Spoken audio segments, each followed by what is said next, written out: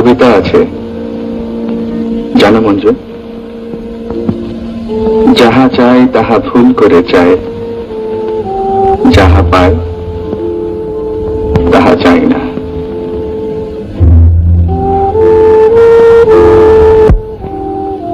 রবীন্দ্রনাথের লাইনটা জানি, কিন্তু না, তেমন বেশি কিছু চাইনি।